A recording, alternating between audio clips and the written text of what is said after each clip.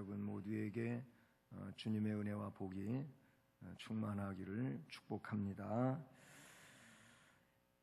어버이날입니다. 또 가족 모임이 또 많은 5월이기도 하고, 특별히 오늘 어버이날이라서 가족이 함께하는 그런 복된 자리들을 여러분도 가지셨을 것이고, 아마 이 저녁에도 그런 일들 때문에 성전에 나오는 일이 어려운 그런 분들도 계신 것 같습니다. 가족 안에 주님의 성스럽고 놀라운 은혜가 언제나 풍성하기를 축복합니다. 오늘 8절부터 뒷부분에 그 8절로 11절 말씀에 보면은 영광에 대한 이런 말씀이 나오지요. 하물며 영의 직분은 더욱 영광이 있지 아니하겠느냐. 정죄의 직분도 영광이 있은즉 영의 직분은 영광이 더욱 넘치리라. 그리고 11절에도 없어질 것도 영광으로 말미암았은즉 길이 있을 것은 더욱 영광 가운데 있느니라 하고, 영광의 직분에 대해서, 영광스러움에 대하여 말씀하고 있는 것을 볼 수 있습니다.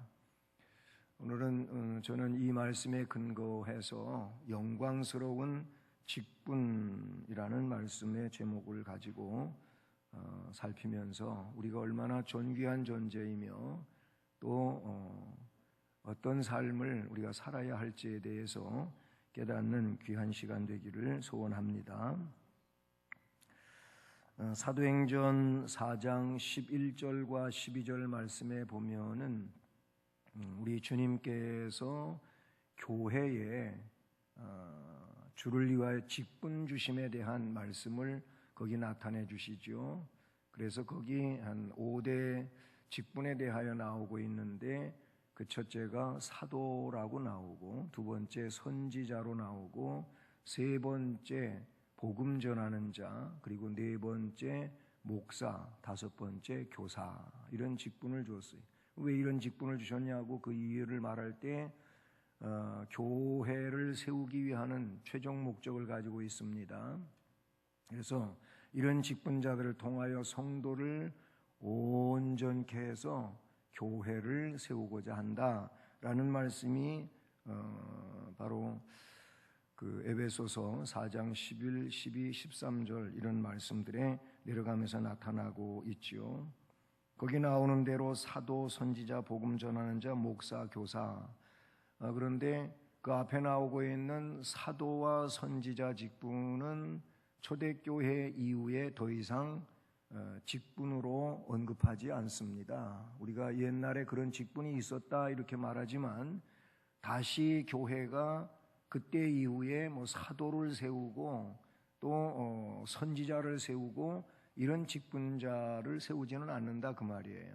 그것은 초대교회 당시에까지 존재하던 직분이고, 그 이후에는 그 직분이 주어지지 않습니다. 사도는 예수님에게 직접 듣고 배운 사람들, 아니면 바울 사도와 같이 특수 상황에서 사도로 세워진 자, 그것 이외에는 사도라고 불려질 수 있는 자가 없어요.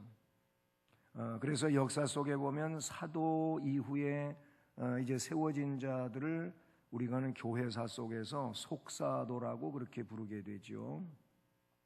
그리고 속사도 이후에 교회의 지도자들을 교부라고 그렇게 부르고, 이런 내용이 중세 시대까지 이어졌다가 그 다음에 로만 카톨릭과 이 개혁교, 즉 프로테스탄트와 나눔 속에서 개혁교회가 된 우리 프로테스탄트, 즉 우리들은 그때 이후 지도자를 목사라고 그렇게 이제 호칭을 짓게 되는 것이지요.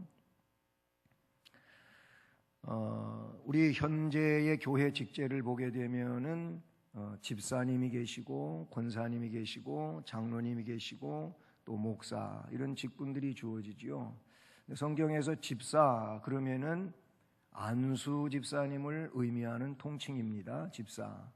그리고 서리 집사님은 성경에서 그런 집사라고 하는 이름과는 달라요. 그래서 정확한 이런 호칭은 집사 그러면 서리 집사지만 안수 집사지만 때문에 서리 집사님은 정확히 부르면 서리 집사 이렇게 불러야 맞는 거예요. 그런데 오늘날은 그런 구별 없이 그냥 집사님 그러지요.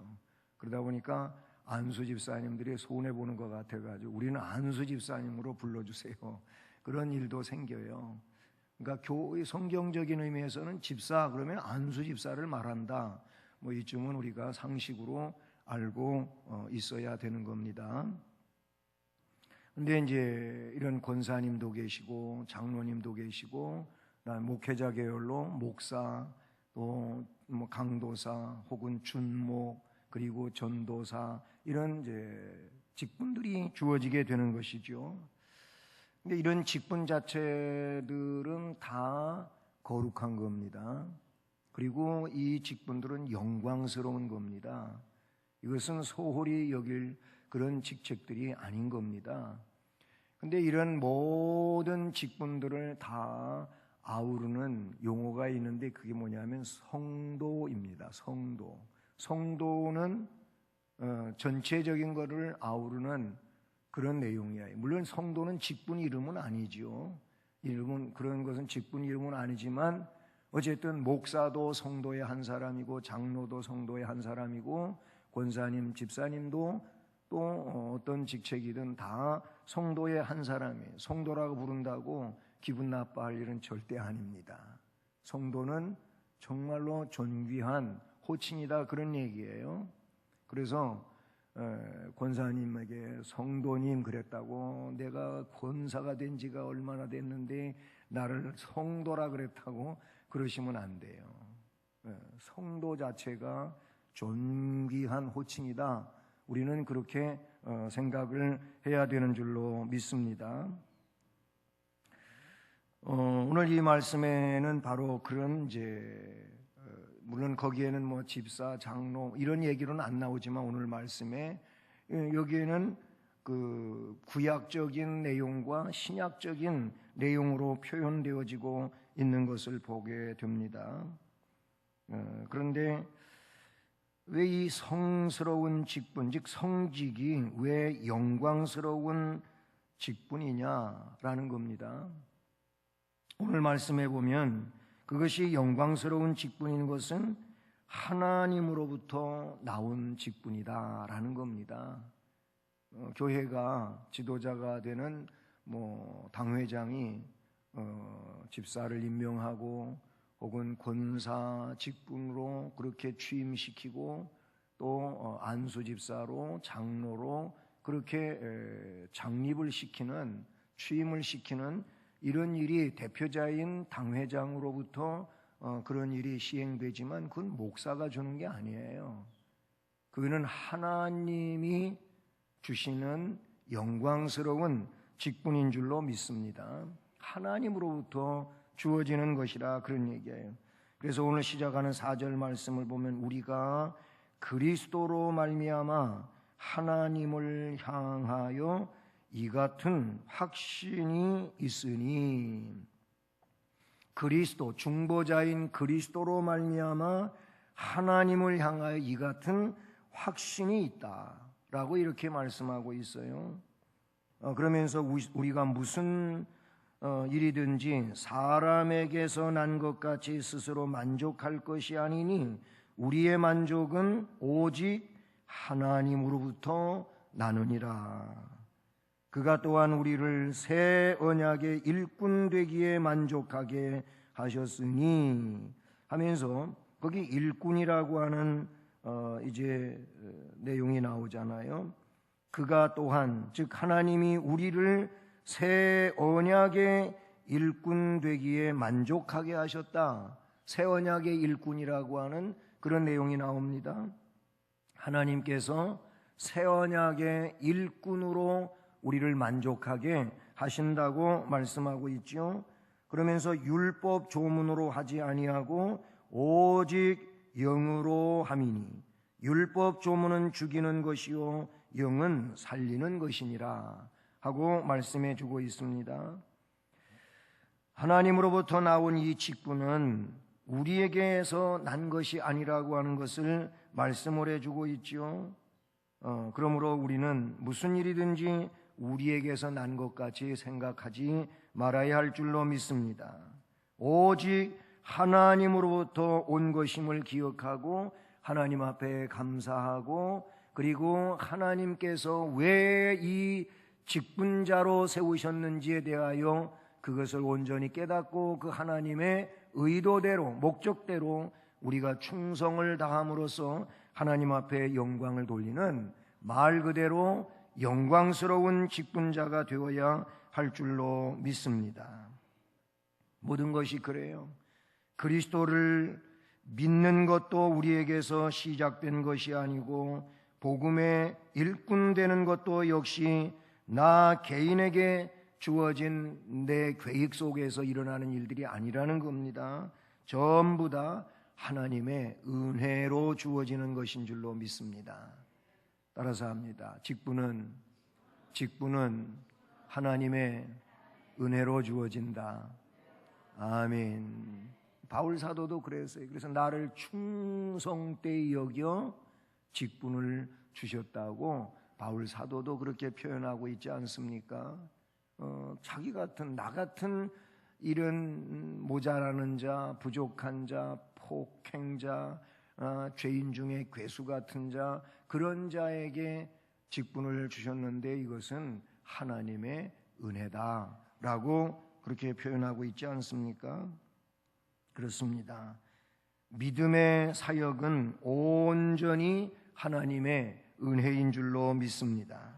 그렇기 때문에 우리는 우리에게서 난 것이 아니므로 우리가 자랑하지 못하게 하셨다고 하는 에베소서 2장의 말씀과 같이, 그래요, 구원도 그렇고 이런 놀라운 하나님의 은혜의 선물도 그렇고 전부 다 하나님 은혜로 주어지는 선물의 내용인 줄로 믿습니다. 그러므로 항상 그 은혜를 기억하고 충성하는 자가 되어야 할 줄로 믿습니다. 그리고 이 직분은 말씀에 있는 것처럼 사람의 생명을 살리는 직분이기 때문에 영광스러운 직분이다, 그런 얘기예요. 아까 읽었지만은 6절 중반 이하를 보면 오직 영으로 말미암는 이 영의 직분은 살리는 것이니라 그랬어요. 율법 조문으로 주어지는 그 직분은 죽이는 것이지만 영으로 주어지는 영의 직분은 살리는 것이다 라고 말씀해 주고 있다는 사실이죠. 바울 사도는 사도가 받은 이 직분이 새 언약에 의함인 것을 밝혀주고 있어요. 새 언약에 의한다고 하는 것은 옛 언약을 또한 상기시키는 이런 말씀이라고도 볼 수가 있지 않습니까? 그 옛 언약은 구약의 내용인데, 이 옛 언약의 구약의 내용은 모세를 통하여 율법으로 주심에서 시작이 된 것이지요. 그것을 본문에 표현하기를 율법 조문의 직분이다 이렇게 말씀하고 있어요. 성령의 감동과 충만으로 수행됨으로써 영의 직분과 구약의 율법 조문의 직분은 차이점을 가지고 있다고 볼 수 있다는 사실이죠. 중요한 것은 구약의 율법 조문의 직분은 죽인다고 하는 이 말의 의미가 뭐냐면, 율법이라고 하는 그 역할이 죄를 드러내는 거예요. 죄가 죄인지를 몰랐는데 율법 때문에 죄를 알게 된다, 그 얘기예요. 그러면 성경이 죄는 곧 무엇이라고 얘기하냐면 죄는 사망이라 그 얘기예요. 결국 인간 세계에 사망이 왕노릇하게 된 이유가 뭡니까? 죄 때문이지 않습니까? 그러면 죄를 사죄받아야 사망에서 생명으로 가는 건데, 죄에서 사죄를 받으려면, 즉 멸망에서 생명으로 가려면 그 죄를 속함을 받아야 되는데, 율법 가지고는 죄가 속해지는 게 아니에요. 말씀드린 것처럼 율법은 죄를 드러내고 너는 죽을 수밖에 없는 죄인이라고 하는 것을 깨우쳐 주는 게 율법의 역할이거든요. 그러면 이 죄를 사함받고 멸망에서 생명으로 옮겨지기 위해서 행해야 할 일이 뭐냐면 바로 성막제도라 그 얘기예요. 무슨 얘기냐면 그래서 피 흘림이 있어야 되는 거예요. 내 대신 내가 지은 죄에 상응하는 그런 짐승이 죽는 거예요. 때로는 소가 죽을 수도 있어요. 소는 어미소도 있고 새끼소도 있고 성장한 소 내지는 송아지라 그런 얘기. 이런 짐승들이 죽어야 돼요. 아니면 양이나 염소가 죽어야 돼요. 아니면 비둘기가 죽어야 돼요. 결국 살아있는 짐승 즉 생명체가 내 죄를 사하기 위하여 그를 죽여야 되는 거예요. 그 죽음으로 인하여 그에 따른 내 죄가 용서되어진다고 하는 것이 구약의 제사법이지 않습니까? 그러니까 율법에 근거하여 죄를 깨닫고 제사를 드림으로 사죄받는 이 내용이 여기서 말하고 있는 율법 조문의 그런 일꾼이라고 말하게 되는 것이. 그래서 그 율법 조문은 죽이는 것이라 이런 말이에요. 율법은 613가지의 율법의 내용이라고 말씀드렸고 248가지의 적극적이고 또 365가지의 소극적인 내용이 있는데 이런 내용은 전부 하나님 앞에 바르게 사는 것이 무엇인지를 말하며 그렇지 않은 건 전부 죄라는 거지요. 그러면 그 죄는 결국 나는 죽었다 이 말이에요. 죽는다 그 말이에요. 그래서 짐승을 죽여서 내가 사는 거거든요. 그런 의미에서 볼 때 율법 조문은 죽이는 거다 이런 의미를 쓰고 있어요. 그런데 영은 살리는 것이니라 이렇게 말하고 있거든요. 새 언약은 예수 그리스도의 핏공로로 주어진 거예요. 그러니까 예수 그리스도는 구약에서 그토록 많은 속죄 제사, 이 제사의 전체를 주님께서 한 번에 다 이루어 놓으신 거거든요. 그러니까 예수님은 나를 대속하신 분이잖아요. 그걸 우리가 믿잖아요. 이게 새 언약이에요. 율법은 죄를 졌으니 짐승을 죽여 살아라 이것이 구약의 제사법인데 그것도 그림자적이고 예표적이지만 거기에서 말하고 있는 실체는 예수 그리스도라 그 얘기예요. 그러므로 예수 그리스도 안에서 우리에게 생명이 주어진 거예요. 이것은 얼마 전에 부활절 지나가면서 우리가 많이 들은 말씀이기 때문에 잘 알고 있는 내용 아니겠습니까? 그렇습니다. 그러므로 이 직분은 생명을 살리는 직분으로서 이 직분은 영광스러운 직분이 된다라고 말씀해 주고 있는 것이죠. 그 내용을 하물며 영의 직분은 더욱 영광이 있지 아니하겠느냐. 정죄의 직분도 영광이 있은즉 율법 조문은 너는 죄인이다, 너는 죽어야 한다 이렇게 하는 직분임에도 불구하고 영광이 있었다면 의의 직분, 이 새 언약의 직분, 영의 직분은 영광이 더욱 넘쳐나지 않겠느냐. 할렐루야. 지금 그것을 말씀해 주고 있어요. 8절 9절에서 그렇습니다. 이스라엘 백성들을 인도하고 때로 하나님의 얼굴을 대면해서 시종을 들던 모세가 하나님을 정면으로 만나지 못했었지만 그럼에도 불구하고 그 하나님을 만났던 모세가 백성들 앞에 설 때에 백성들은 그 모세를 정면으로 볼 수가 없었어요. 모세의 얼굴에서 빛이 발했다. 광채가 나가지고 그냥 그 모세의 얼굴 보는 것 자체가 너무 두렵고 떨렸어요. 그래가지고 그 당시에 생겨난 게 뭐냐면 모세의 얼굴을 민낯으로 보여주질 않고 그래서 가렸어요. 이렇게 수건으로 가렸어요. 그래가지고 백성들이 가림막으로 모세의 얼굴을 보게. 그러니까 요즘 말로 이야기하면 썬팅한 거예요. 필름으로다가 차 안에가 안 보이게 한 것처럼 뭐 좀 제가 이해를 돕기 위해서 그렇게 얘기를 했는데 그런데 이게 그 당시에 뭐 모세 죽고 나면 그런 모세의 얼굴은 없어졌으니까 상관이 없을 텐데, 그럼에도 불구하고 계속 사람들이 이제 모세가 썼던 거를 사람들이 쓰는 이런 상황으로 바뀌어가지고 지금 캐톨릭에서는 지금도 면사포를 쓰고 있다니까요. 미사 드리러 가가지고. 그러면 다음 시간에 뒷부분에 그런 부분에 대해서 나오는 말씀이 되겠지만은, 사람들은 이상하게 뭐 하나가 특별하게 생기면은 그게 또 굉장히 계속 이렇게 발전되어 가고 나아가서는 그 마치 우상 숭배와 같이 되는 이런 경향도 생겨나는 거예요.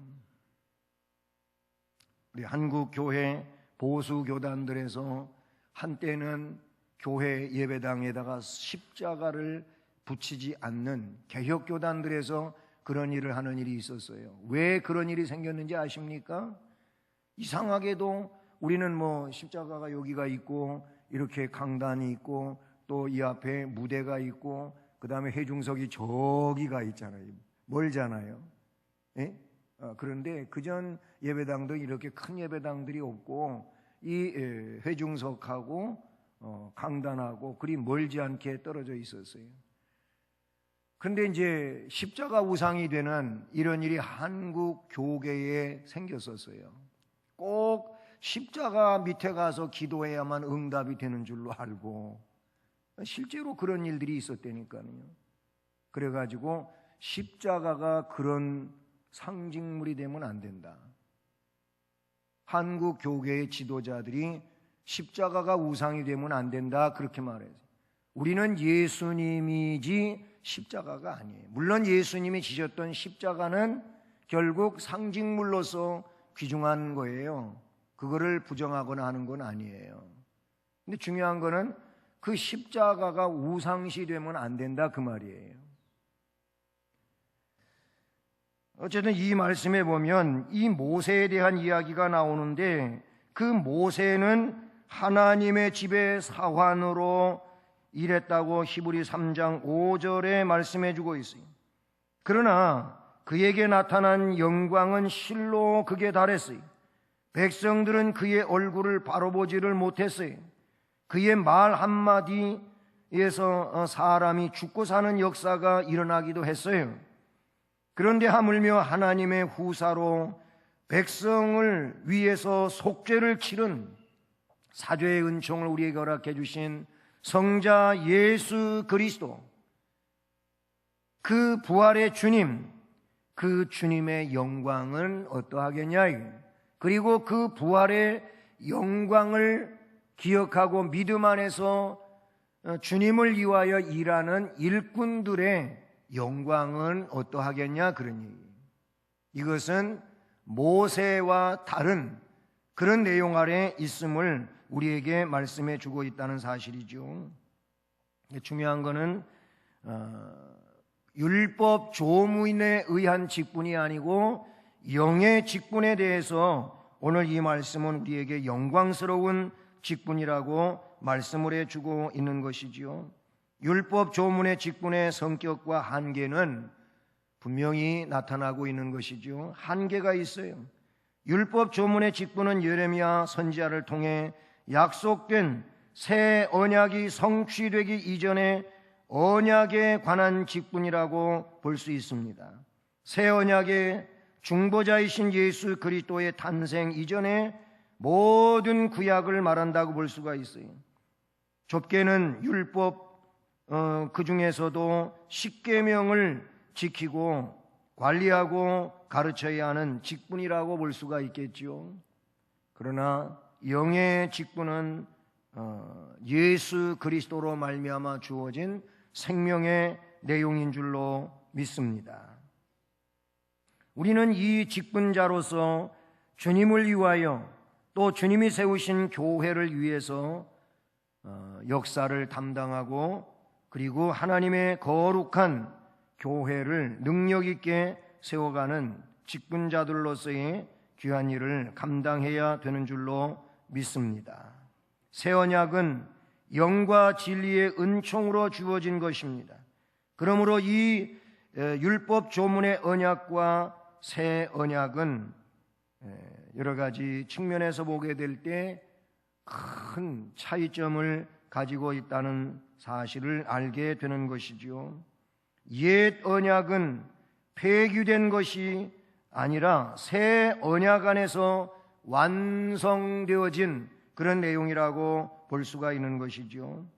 영의 직분의 절대적 우월성과 영광성은 그 옛 언약을 기초로 해서 새 언약으로 모든 것이 성취되고 이루어졌다는 점에서 너무나도 귀중한 것이라고 볼 수 있습니다.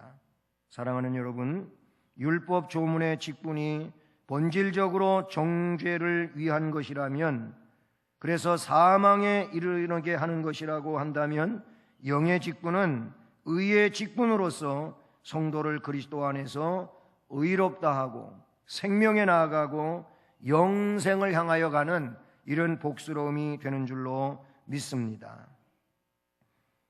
이것은 인간 스스로 완수할 수 있는 것이 아니고 오직 예수 그리스도에게서, 또 예수 그리스도를 구세주로 믿음으로 그 믿음의 선물 안에서 주를 위하여 살고자 하는 열망을 가지고 있는 자들에게 주어지는 놀라운 은혜의 직분인 줄로 믿습니다. 그러므로 우리는 이 영의 직분, 살리는 직분, 생명의 직분을 받았음을 기억하고 생명의 역사를 자신의 삶 속에서도 온전히 이루어 나갈 뿐만 아니라 우리의 직분을 통하여 교회를 더 견고하게 세워갈 수 있기를 바라고, 내가 있는 그곳에 나를 통하여 다른 이들에게 생명의 역사들이 증언되어지고 또 나타나는 이런 역사의 삶을 우리가 살아감으로써 말 그대로 영광스러운 직분을 수행해가는 은혜자의 삶이 되기를 주님의 이름으로 축복하는 것입니다. 모쪼록 영광스러운 성도직에 감사하며 살아가는 우리가 되기를 소원합니다. 그리고 하나님의 자녀됨에 대하여 감사할 수 있기를 바랍니다. 무엇보다도 그 영광스러운 직분을 통하여 하늘 기업을 향하여 뜨거운 믿음으로 전진해가는 우리 모두가 되기를 축복합니다. 사랑